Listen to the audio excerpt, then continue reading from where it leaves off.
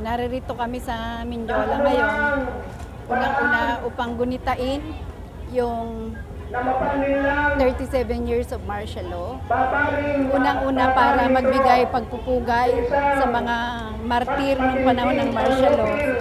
Dahil malaki ang ginawa nilang pagsasakripisyo at pagbubuwis ng buhay upang maipaglaban ang ating mga batayang karapatan. At mag-restore ng basic freedoms na inalis ni Marcos sa pamamagitan ng pagdideklara ng martial law. Sa esensya, halos wala namang pinagkaiba.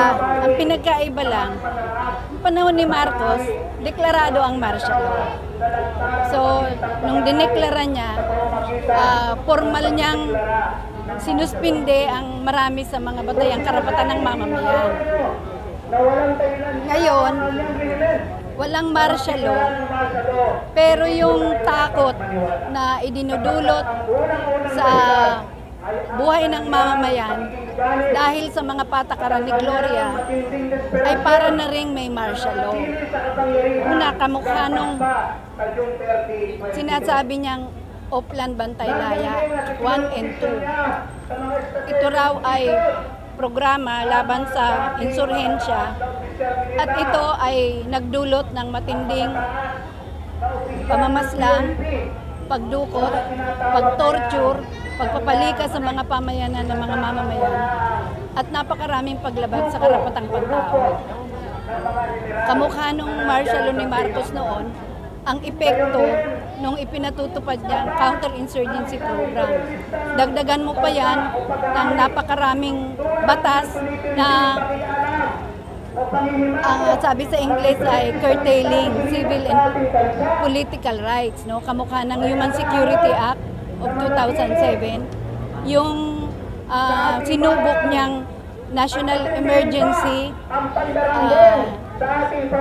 noong February 2006 at yung calibrated preemptive response policy, pati na yung mga batas ng martial law na hanggang ngayon ay hindi niya inaalis. Yung alimbawang no permit, no rally. No? Yung mga ganyang mga sagka sa ating exercise ng ating political rights ay mga pagnanasa ng administrasyon na ito na sikilin ang mga batayang karapatan ng mamamayan. Tapos, yung epekto ng terorismo ng Estado doon sa mga pamayanan na kung saan organisado ang mamamayan ay nagdulot ng malaking takot sa mamamayan upang hindi nila ma-exercise fully ang kanilang mga karapatan. Kaya parang nasa martial law situation din ang mamamayan ngayon. At sa likod nito, binibigyan niya ng justification na ito raw ay pagpuksa sa mga komunista na siyang problema raw ng ating bansa. Bagay na ito rin ang ginamit ni Marcos noong panahon ng martial law. Sa tingin ko po matindi ang nakaambang panganib sa karapatan ng mamamayan ng mga ginagawa ni Arroyo na hakbang.